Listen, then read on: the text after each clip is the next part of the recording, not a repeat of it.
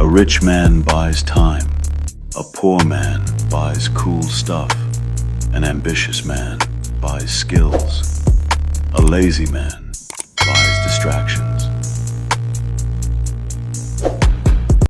And start making a financial plan. And the first thing we need to do is start getting in charge of our savings. Start building up savings goals and get on a plan to help us save. My name's Jack, and in today's lesson, I'm going to be covering different savings tips, different bank accounts we should use, and the process it takes to start saving.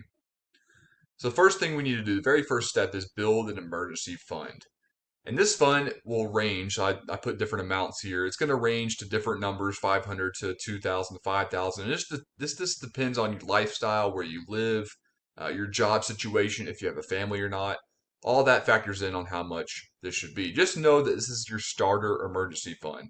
If you just don't know how much you need to put away, just stick to 1,000 for now, and just use that as your base level emergency fund. Again, start emergency fund. You're going to want to build that once you're financially able to. Build that even more.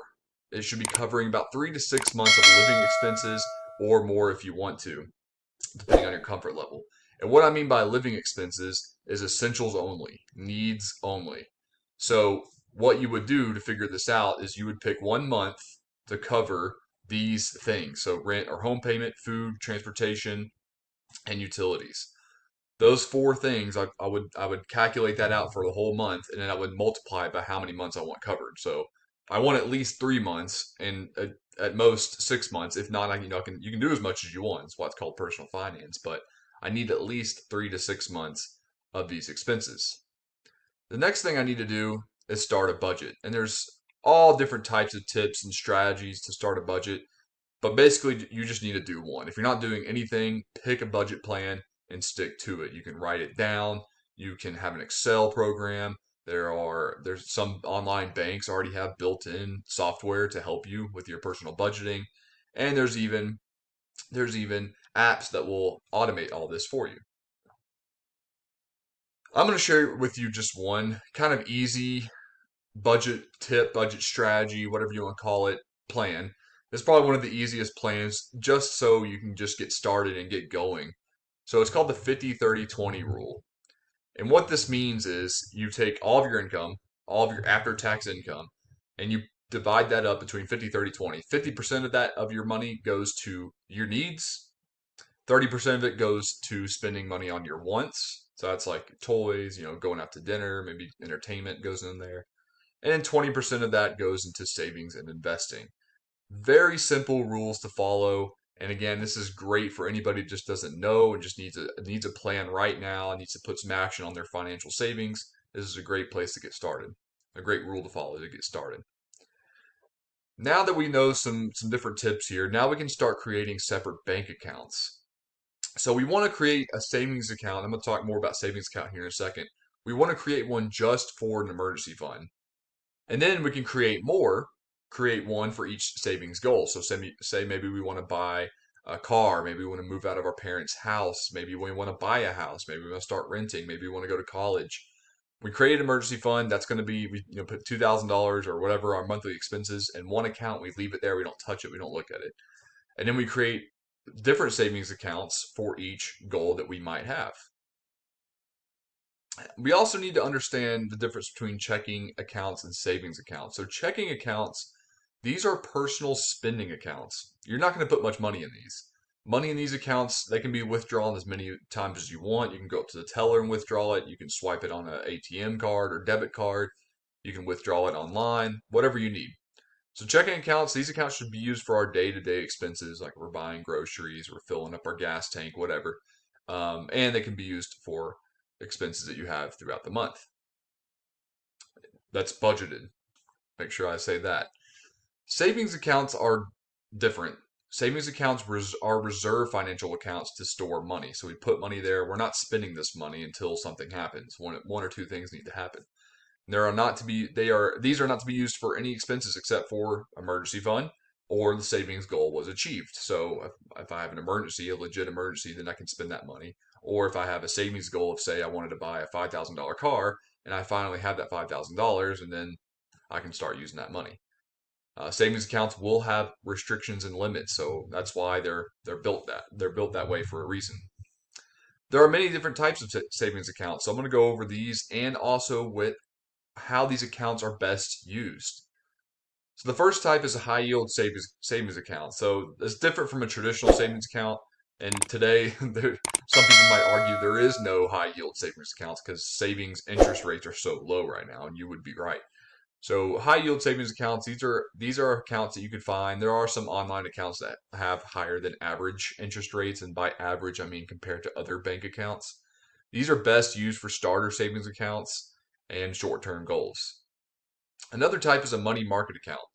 So money market account is another type of high yield interest earning account, and they usually will have some kind of a minimum deposit requirement. So that means you need to put at least $1,000 in the start, or I've seen some as low as $100, but they will have some kind of limit, and there's transfer limits. So sometimes I've seen three. You can only transfer money out.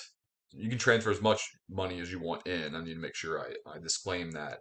You can put as much money as you want in, but to take money out, to transfer the money out, they'll usually have like a 3 transfer limit or maybe 5 time transfer limit. And this is best used for emergency funds or medium term savings goals. Next one's a CD. A CD is kind of a hybrid of investment and a savings account. It's another high interest savings tool that banks can offer, but there's a lot of rules and restrictions on how you can access your money. So it's best used for extra savings and long-term goals. So usually it's one of the highest interest earning savings tools accounts that you can use, but you can't access your money for 3 to 5 or 1 year. There's some even with like 6 months. So you put your money in the CD and it can grow with interest, but you can't touch it until that maturity date comes. So say you buy a 1 year CD from your bank, you can't access that money for a whole year. Now you can, but you got to pay a huge penalty, and you don't want to do that because then you're losing money. And then we have tax-free savings accounts. I'm going to talk more about this in the later part of this lesson. So tax-free savings accounts are savings and investing accounts that have tax advantages that are built in, and this is usually aimed for things like health, retirement, and education. So let's talk about some of those retirement savings and education savings plans. So retirement savings accounts, you have IRAs and 401ks are the most common one. And there's two different types of individual retirement accounts. That's what IRA means. We'll go over those first. So traditional IRA, this is before tax money. So you're putting money into this before taxes. And you can write this off on your taxes as a tax deduction each year. Both traditional and Roth IRAs, as of 2022, currently have a $6,000 contribution limit. You can put as much as you want, but for tax benefits, you can only put 6,000. And anybody can start an IRA. So anybody, even if you're 18 years old and you don't have a job, you can still start an individual retirement account. No matter what job you have, you can start an individual retirement account.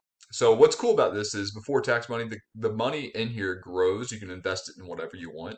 It's tax free, but when you retire at 59 and a half or whenever you retire, it's got to be at least 59 and a half.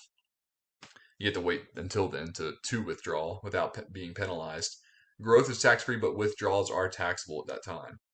Opposite of that, Roth IRA is after tax money. So your income has already been taxed. Then you can start putting that money into an IRA. Growth is tax free, and then when you retire, there are no tax withdrawals at all. So that's awesome. Some people prefer Roth IRAs because they don't want to worry about taxes then. There are ways you can use both, and you can open up both accounts if you want to. Some people have both Roth and traditional IRAs. 401ks are probably going to be one of the first things you run into if you haven't already run into that. These are employer sponsored retirement plans, and usually they're using a 401k setting. I'm sorry, a traditional Roth IRA, 401k. They'll be called traditional 401ks. There are some Roth IRA, they'll be named Roth 401k. So just be aware of which one your employer is using. And what's nice about these is you put in some contribution and then your job puts in some contribution too. So they'll usually match you 5% of your income. I've seen some at 10%. I think like the industry norm, or industry meaning all of the labor department in the United States, is about 3 to 5%, and they'll match you on that, which is nice because you'll get free money out of that. The education savings accounts. So if you're starting to plan for your education, or maybe you're planning for a dependent's education future, then there's something called a 529 plan. And with this ESA 529 plan, the money grows tax free, just like a retirement account. And it's not taxed only if the money that you've put in there is used on educational expenses. And this can be a lot of things. The IRS has opened it up on what we can spend our education expenses on. So it's college tuition, books, living quarters, like board and stuff, food, community college, certificate courses, other educational expenses, master's programs, whatever. Just check with the IRS website for that year whenever you plan, because this laws change constantly. But a great way to plan for retirement and to plan for your future education, or for a dependent's future education. And just know, if you are a minor, or if you have a minor and you're wanting to get them started on a retirement plan, you can do that. You just have to open up a custodial account. And we're going to finish off and conclude this video with some money saving tips. I want to leave you just thinking about some saving tips that you can start doing today. All these are very, very easy. It's just sometimes you got to change your behavior a little bit. So track expenses. We talked about this in an earlier video too. We'll keep bringing that up. But track expenses. Write them down, or keep them on a receipt. Or keep all your receipts. Sometimes just doing this action can really open up your eyes on, dang, I'm spending a lot of money in XYZ category. Maybe I can limit that. Start budgeting, of course. Mention that. Pay yourself by budgeting your savings. So the first item that you should put into your budget is how much do you need to save, and start putting that into your savings goals. And set goals for your savings. Set up direct deposit or your income, if you own your own business or something, to go into your savings first. So don't put it in your checking automatically. Put it into your savings first, and then you can pay yourself by transferring that money to your checking if you need to. Meal prep. I can't say this enough. I'm a huge proponent of this. Meal prep. That means get on a meal plan that you plan on eating for that week. It's usually good for a week.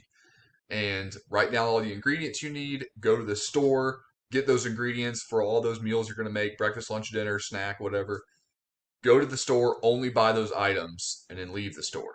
Don't buy anything outside. Make sure you eat before you go to the grocery store. It's kind of a guilty pleasure of mine, of going to the store and buying a snack that I don't need. Don't impulse buy. Speaking of that, don't impulse buy. If there's something you're like, oh man, I really want that toy, I really want this thing I don't really need, you can do the 7-day wait method. Don't buy it immediately. Think about it. Okay, I'm going to wait 7 days. If you still want it by day 7, the odds are you're not going to. By day 7, if you still really want that thing, then buy it. Use some of your want money or something, or cut spending in another area and buy this thing. But usually by that point you forget. Cut out restaurant and bars. Usually the two biggest things that somebody can cut out, or that you have ultimate control over, is how many times you go out to eat, or how many times you go out with friends to a bar. Or if you do go, just get water and have a good time. Always ask for cash discounts. Pay for cash up front. You'll be surprised the amount of people, especially nowadays with with cash being so tight in businesses. They don't have cash. They don't have enough to give out change. That you could ask. I mean, the worst they're going to say is no. So go ahead and ask for a cash discount. Try to reduce your power and water usage as much as possible. And I know that's difficult. Raise your AC up 1 more degree, or try to go another few days without heat. Don't get sick and don't do anything crazy. But there are ways you can cut it out, and you can reduce your power and water usage and help your utility bill. I've seen it drop, just in my personal use, $50 a month, which is huge. And then I can go out to eat with that money. Find a cheaper cell phone service provider. So don't use Verizon or AT&T. There's so many cheaper ones now, with technology expanding, that you can use a little cheaper cell phone service. It might not be as fast, and it might not be as widely networked, but there's still options for you to use that are cheaper. And get creative with your staycations. Another word for vacation. Get creative with your staycations and your gifts. Make something at home for somebody. Some people they'll remember that gift more. It'll be more special to them if you were to make something and find something a little bit more creative than just buying something off Amazon and sending it to them. Go on hikes. Find some cheap dates that you can do that are going to be a little bit more fun and will help save money. So that's it for this video. I'm just covering some savings tips, and these are just important strategies